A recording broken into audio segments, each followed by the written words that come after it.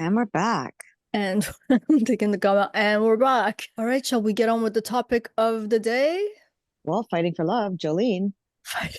Jolene, Dolly Parton, Jolene. But yes, we're going to talk about Venus and Mars and their connection in a birth chart in astrology, but also how they're saying something about the very nature of existence. And it's almost like existence itself has given us these tools, and we have these symbolic representation of them as Venus and Mars, which is about the fight that is required in life for the things that we do love.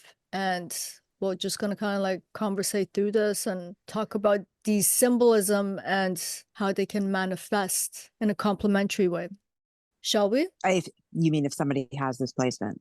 Even if we don't have this placement, we all have Mars and Venus in our chart, and we're all Yeah. gonna, not everyone, but a lot of people fall in love in a lifetime.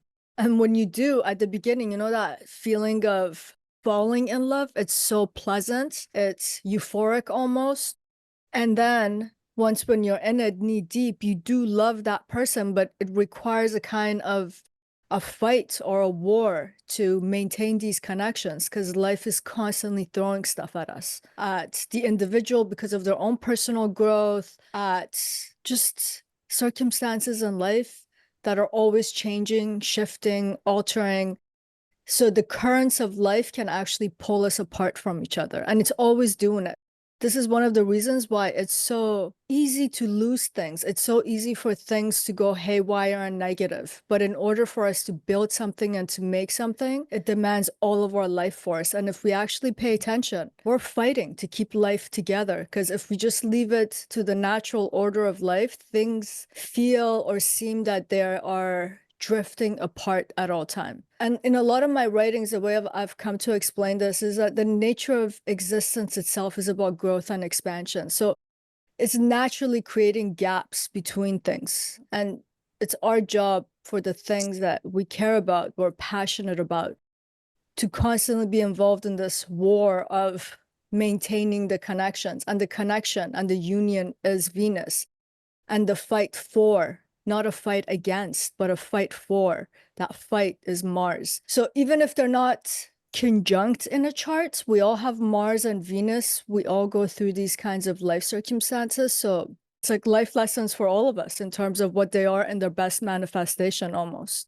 Because Mars can be a fight against and just cutting and severing and violence, but when Mars have a direction in life, like the object of his desire, it's beloved, has a destination, has a sense of purpose, and it probably fights a lot harder than just fighting aimlessly. So I thought maybe we can kind of explore these kinds of ideas. Isn't love supposed to be easy? Pardon? I was gonna say, technically, they always say love's supposed to just be easy. Is it?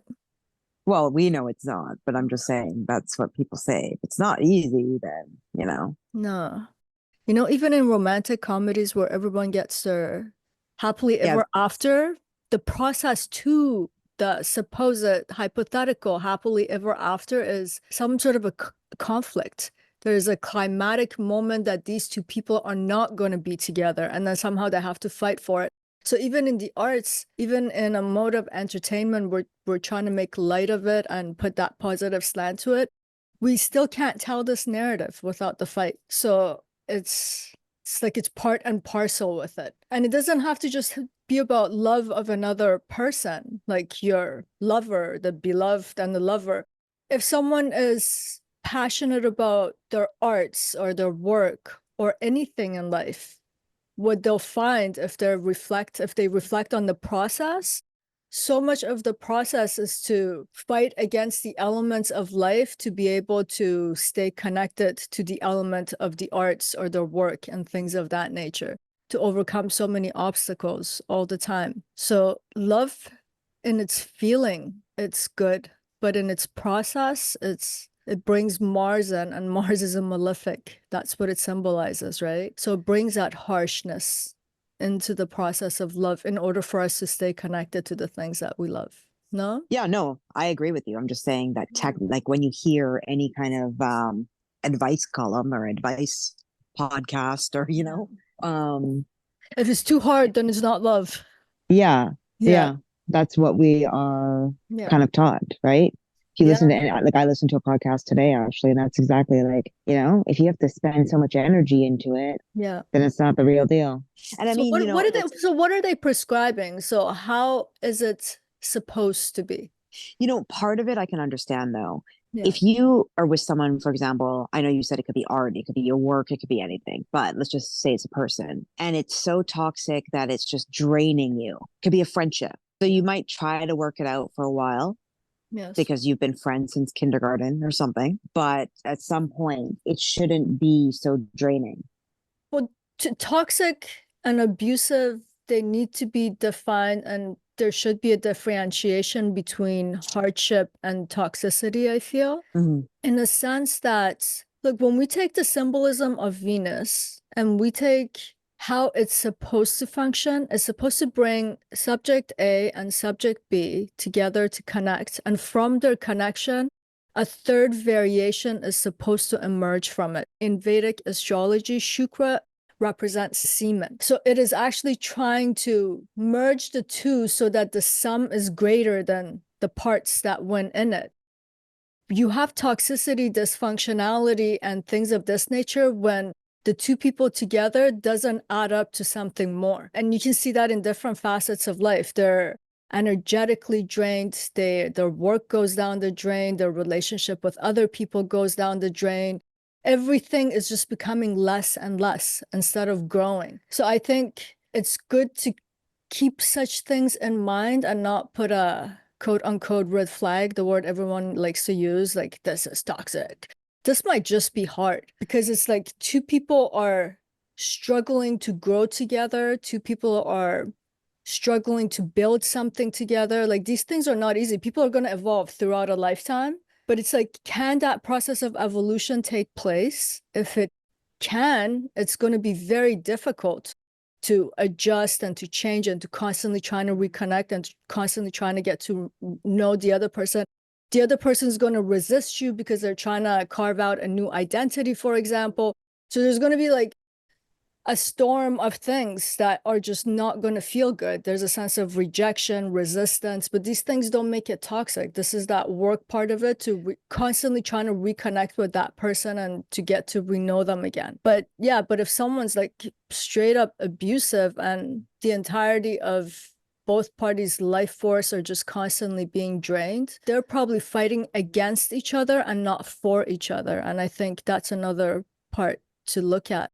Because people can tell from their own feeling when there's a feeling of resentment, for example, which is a very toxic feeling, is probably one of the worst feelings a human being can have. Their entire objective through a fight and a hardship is to get the hell out. So in response, they find themselves in that, with that Martian quality, fighting against their partner. They're not fighting for the relationship. They're not trying to convey, hey man, this is how I feel. This is how this situation makes me feel. And what can we do to fix it together? They're just constantly sabotaging and manipulating and creating all these weird situations out of that resentment to sever the ties. This in itself also shows that, is this about love?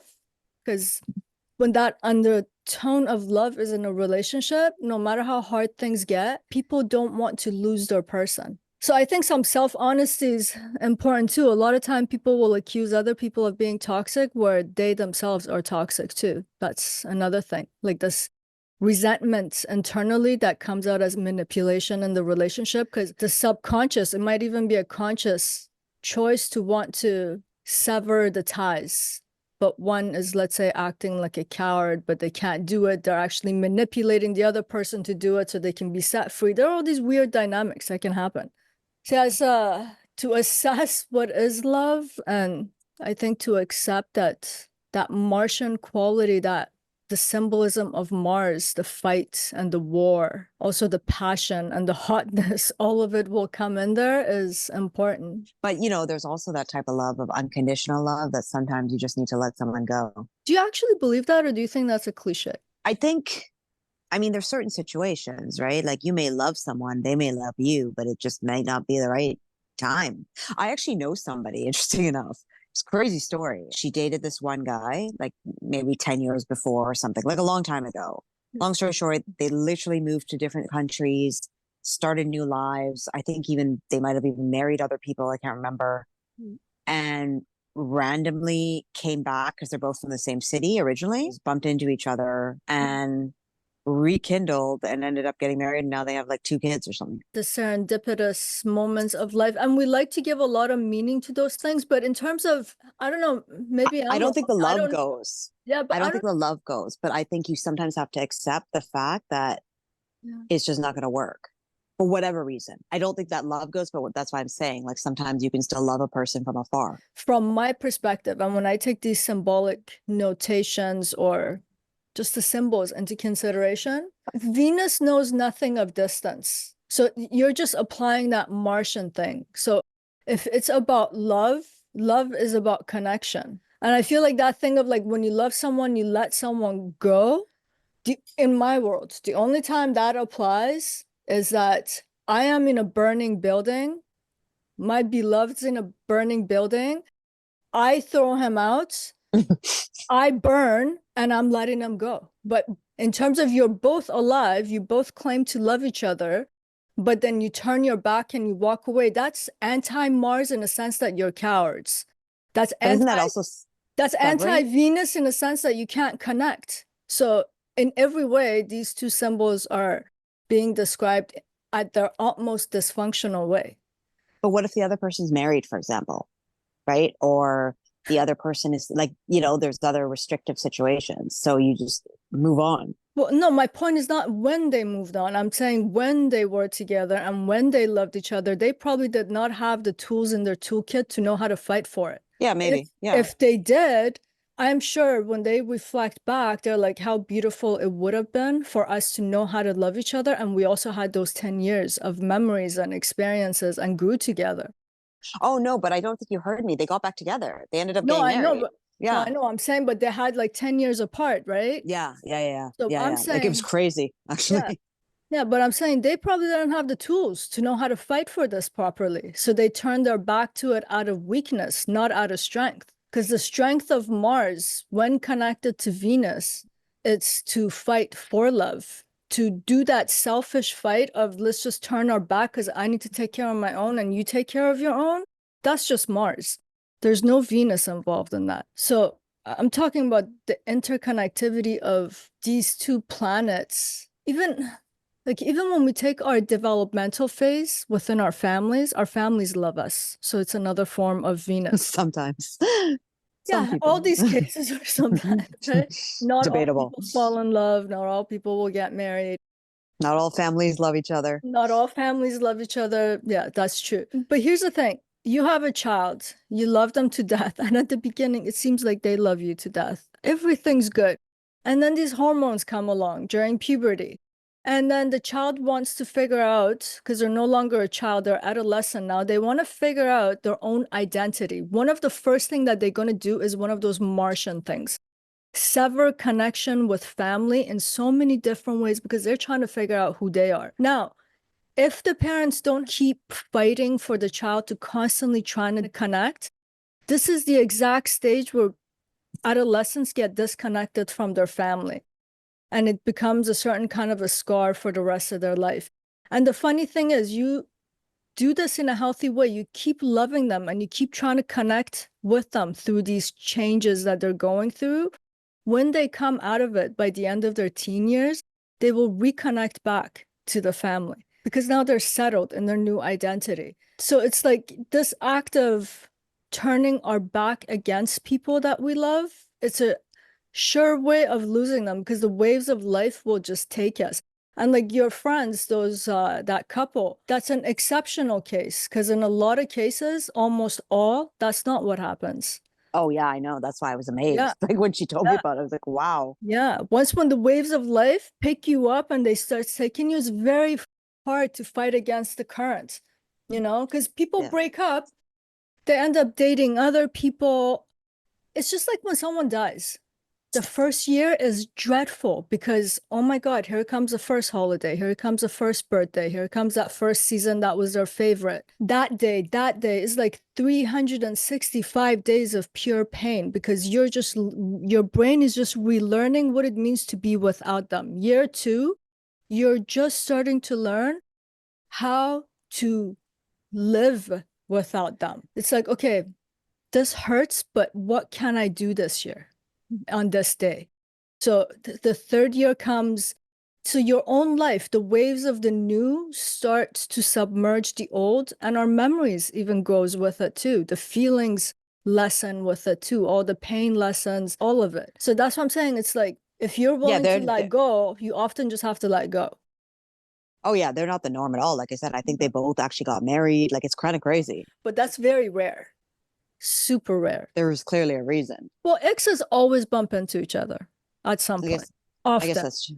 But the feeling and the life circumstances, everything has moved on. Because I've been a relationship like 18 or 19, and then I bumped into the person like 12, 13 years later.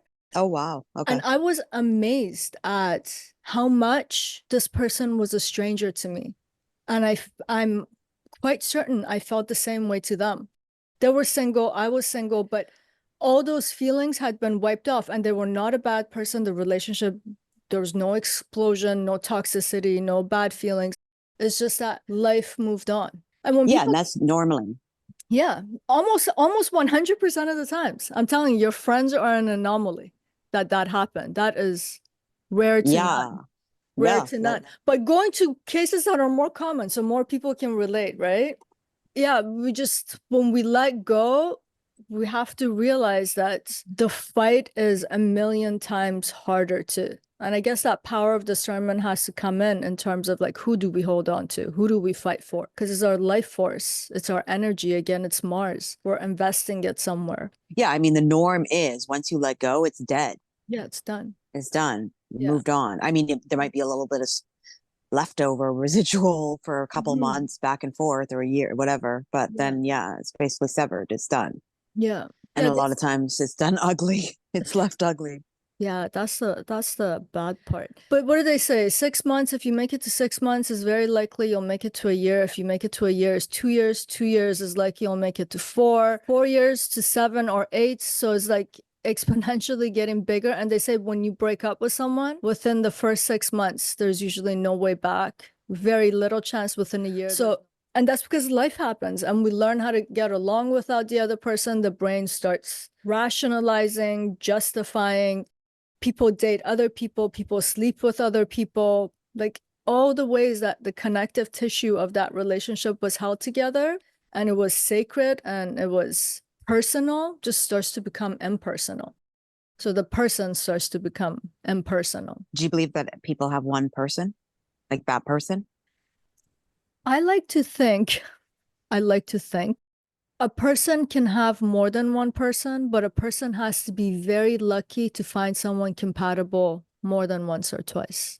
You can be with anyone and just kind of settle, but a soul, like, I don't know what the word soulmate, twin flames, like I don't know. I don't know what the hell these things mean. But in terms of having someone that you are so compatible with that you feel them, they have a place in your heart, you feel them in the fiber of your being. You're very lucky if you meet that person twice. That much I can say. And we get balloons. What the hell? Balloons if we get it twice. Celebration if you get it twice. Give me balloons again. No balloons. Should have been fireworks, but balloons will do. Yeah. So that's what I think. I don't know. What do you think? Do you think you can have many soulmates or your person? Like, no, I'm kind of like, there's one. But like you said, there may be others that are compatible and but aren't like the same energy, but still works. Yeah. It's so hard to establish that connection and then that chemistry, which is Venus, the attraction, like you get attracted into another person is very rare. A lot of people will meet people and it's fine to do this, especially as an adult and you don't want to wait for the rest of your life playing that lotto ticket of my soulmate. People will assess. It's like this person has these qualities, they have this kind of a situation that is something that I value, and based on that, they make their decisions. And a lot of people will actually start to develop feelings for the person after those decisions. I think those fights might be a little bit harder in life because you can lose the objective. Because what if that person no longer has those assets? What if they change and they don't have those qualities? The essence of the person's not in your heart. It makes it a little bit tougher, but such is life, I guess. Well, yeah, especially with women. Like I know some people, I don't know. I mean, they've said they kind of regret it now, but they wanted a family and person was good and checked off some boxes, but probably wasn't really who they wanted to be with. Yeah. But they just went ahead and did it, you know? Had children or had Yeah. relationship? Oh, had Well, children. both, but Yeah, like stayed in the relationship more so they could have a family. I see. Okay. Like the person might be great, wonderful, all these things, but not really what they want. But they're like, you know what? They're compatible somewhat, right? Yeah. Like all these boxes check. Might not be their soul or twin or whatever. Practical. Yeah, exactly. Yeah, and it comes down to that a lot of times too, either because a person feels like they're running out of time or they're tired of being alone, or they might feel that what if this person never comes? So yeah, that becomes a criteria, a check mark for who's worth fighting for and building with. Well, by the way, Mars is also a builder, like literally like construction work, you know? So it's like, again, is a form of fighting. Like, I can do it with this person. And then a lot of times people end up harmonizing in so many different spheres of life that the feeling of love will come. Like back in the day, through arranged marriages, I've heard this from my own family when people are talking about the previous generations. They didn't like each other at the beginning. They had never met, they had no feelings, no nothing. And then over the years, they got to fall in love. But they're put in that a circumstance where they are required to fight for the marriage, but without the love. But for some who were fortunate, the love would also come later. But now we live in a society that first we want to love and then we want to do the fighting. And I don't know which way is less painful or better or worse. I don't know. Yeah. I mean, I think a lot of people enjoy the fight. It feels like more, I don't know, romantic in a sense if it's fought The for. fight? Well, yeah, don't you see all those movies where someone's at the airport and they're running after to stop the plane? But that's after the love. The Oh, fight yeah. after the love, you feel like you have a reason and a purpose to do it. That kind of a running without loving someone, your brain is going like, why am I running? Like, what what am I doing this for? But I guess all the traditions and the cultures and all of the consequences that would be there if two people wanted to actually break the marriage would constantly make them work towards that third entity, which was the marriage. So they were trying to harmonize and unionize around the concept of marriage. That's what I'm saying. Venus by itself gives off a third variation, something that's bigger than the sum. And that marriage, the notion of the marriage, that ceremony, that certificate, that legality of it made a greater sum than the two couple. And the two couple are actually serving that.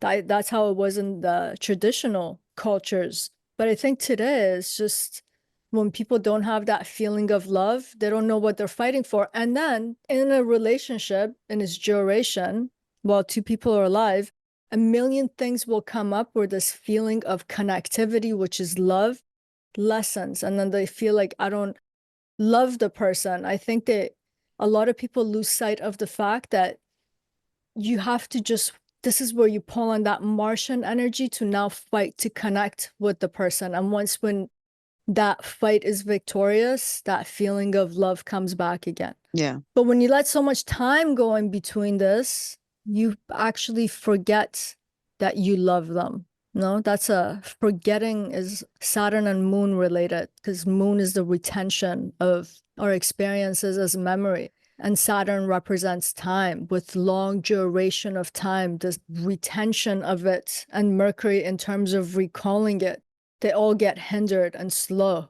Saturn slows, so we don't. So we need to be quick, like Mars, and Venus is of the water element to have that fluidity to constantly flow towards another person. But it's a toughie. Like relationship nowadays, what more than half of marriages end up in divorce. It makes you wonder that people get married only for themselves. And I think about this often.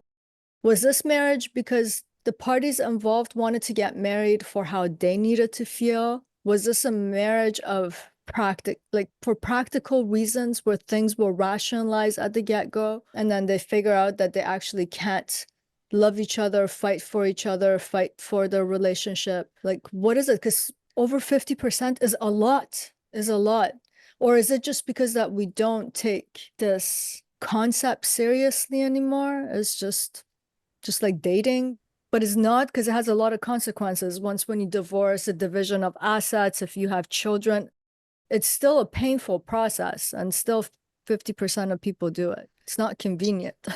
I think our society today has made it a lot easier and acceptable to just not fight for it, because there's so many other options out there. Or even the option like you don't need a partner. But I'm just saying, no matter who you're with, this archetypal dynamic will come into play. Like, you don't want to fight with this person, fine. You're still gonna have to do it with another person. The relationship will never, with someone, be in a state of homeostasis where nothing ever changes. That no one ever needs to struggle, that no one ever needs to feel anything. That's like, what? There's two people who never evolve, who never change. Two people who never get a promotion, they never lose a job, gain a job. These are all dynamics that sets people off in very strange dynamics. And it disconnects, and they have to reconnect. So it's like, okay, you don't want to do it with this person, you're going to still have to do it with another person. So is it lack of life experience and some sort of our socialization that says that love is supposed to be a certain way, till we get into the first relationship or marriage, we're like, no, this is not how it ought to be. And then we go to another relationship and eventually we learn, type of thing, Probably. But then there's that question of how many compatible people will come your way. But I think, like, in this analysis today is like keeping marriage separate from just this concept of love. Because I'm saying, like, it could be love of our partner, but there's also the love of our children, the love of the things that we do, the things that we pursue. And all of these forms of love, which is represented by Venus, every single one of them requires war. Love itself, Venus, to have that connective tissue that it needs, it actually needs Mars. Like, literally the planet that even in the solar system comes after. Well, there's Earth and then there's Mars, but we don't count Earth. In astrology, it's Venus and then Mars. Well, isn't that also in a career? Like, if you're passionate about something, Yeah. you're going to initiate it. You need Mars there. Yeah. To initiate your drive in your career. Like people who are, I don't know, like Elon Musk. He really wants to go to Mars. Let's actually use someone who has this conjunction, Ronaldo. Oh, yeah, there you go. Very closely conjunct. Yeah. Yeah. I can see that. Just he's been eating, sleeping, breathing it, and he's an older player now by the standards of the game. He's not old, but by the standard of the age in the game. But that passion and drive, the love, just keeps him going. And he comes across as a person who's passionate about whatever he's passionate about. Yeah, yeah. Like, even in interviews, talking about the most mundane things and interactions that seem trivial, he shows a tremendous amount of passion when he loves something. Yeah. That's Mars providing the fuel to remain connected even in the most seemingly trivial moments. The person cannot disconnect because they're like this.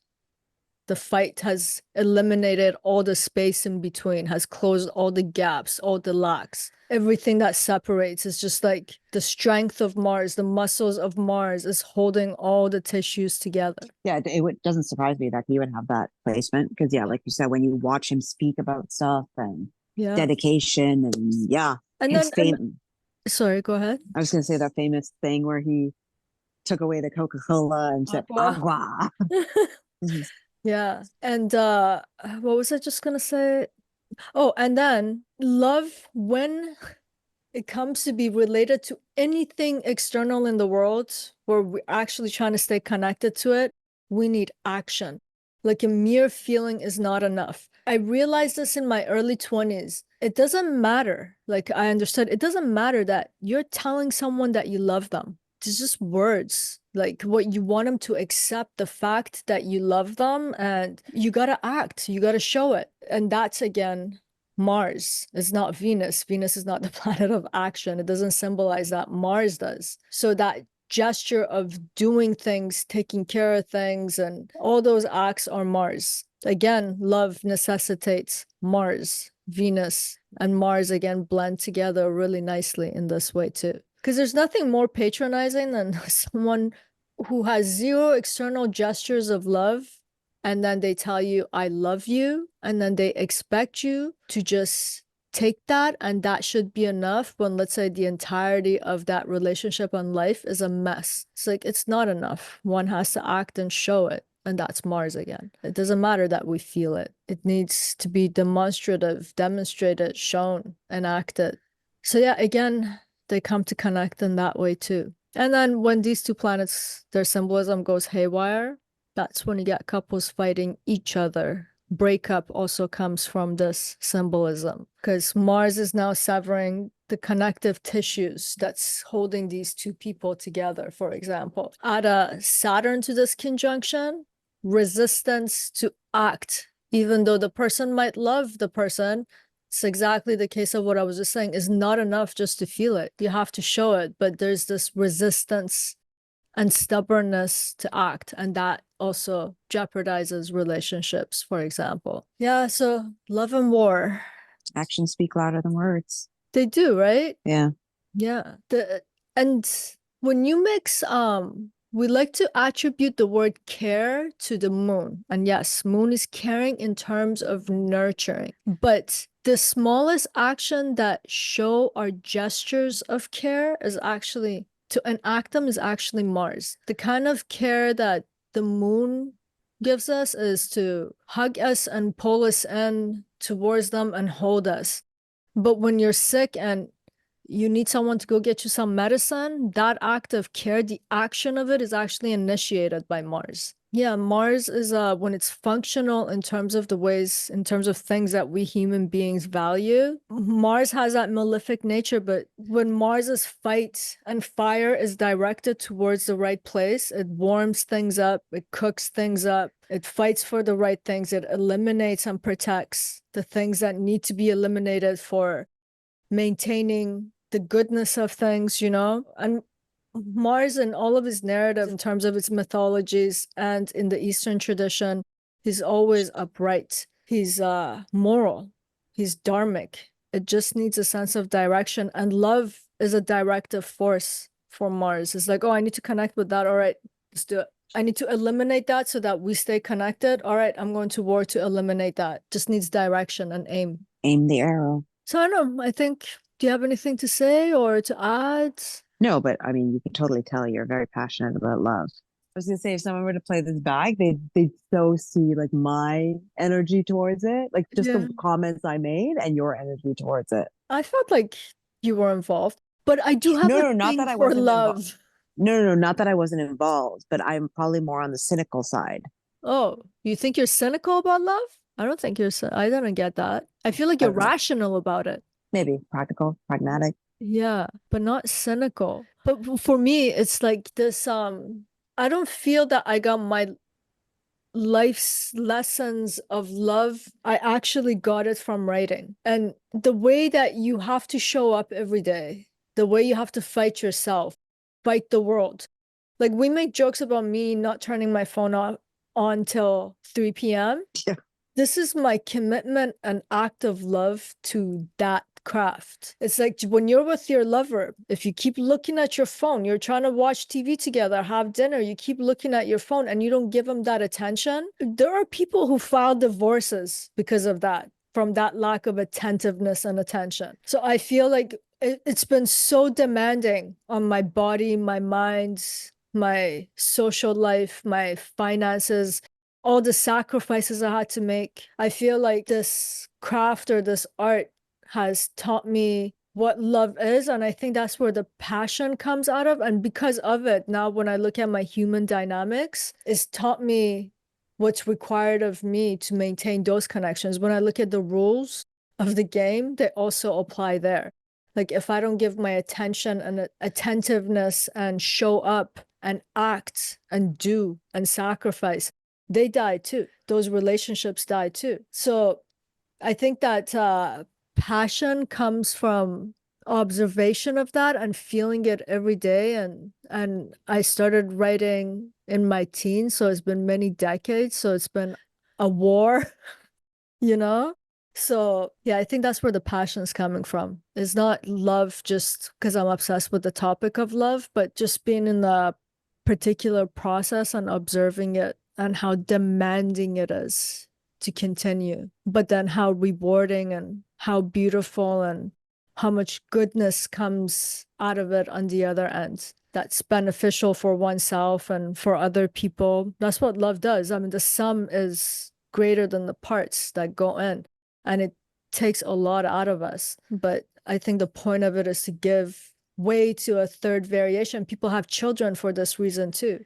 Creatives understand what I'm saying. It's like they put their entire life energy into their medium or into their craft.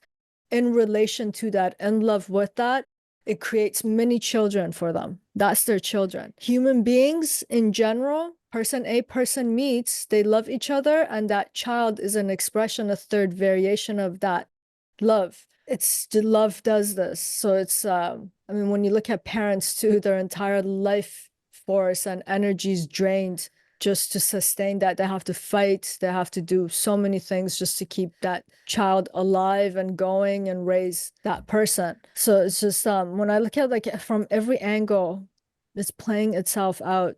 But for me, this is where I learned that, and I think that's where the passion of it comes from. But loving another human being and being loved back is it's not describable. I don't know. It's crazy. It's probably the craziest human experience.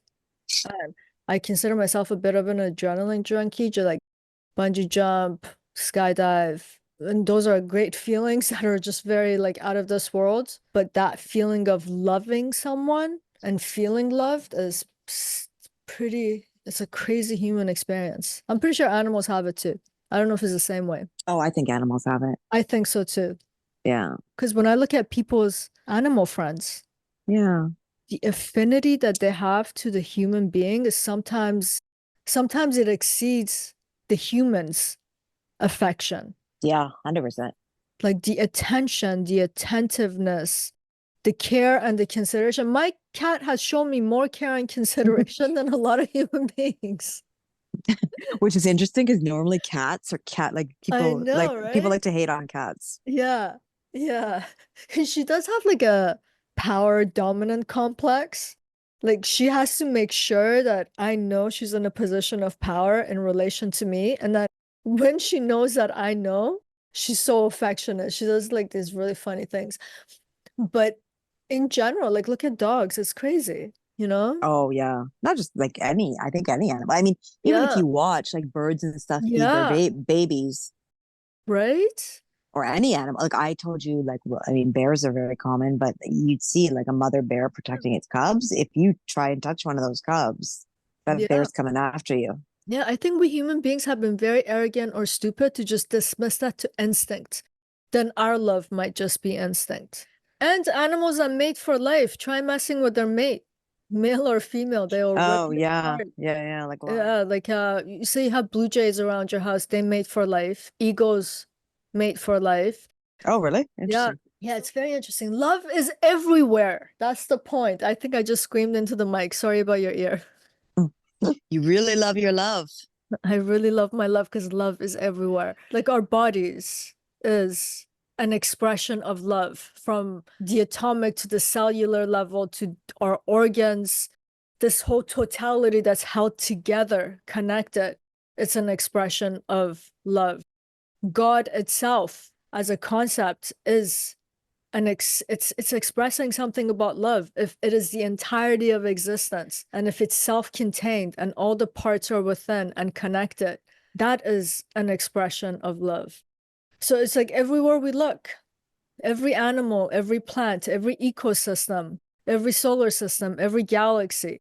We just associate love to a human emotion, but love as an existential act of creating connectivity, and then all the fight on a galactal level to our immune system that's trying to maintain the integrity of this totality and wholeness and connection is love. And that feeling that comes when I tell you is like all the colors are just mixed together, all the positive feelings. It's literally having a feeling for connectivity of what is whole, what is together, what is functional, what has connective tissues. So yeah, that's why I get so excited about love.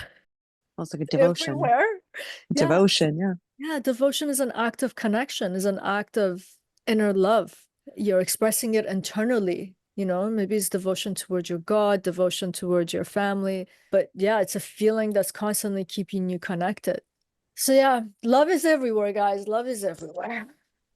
We can pretend it's not, but it is. Well, to survive in this world, you need love, right? Yeah. Even the act of eating, you are connecting yourself with your food source.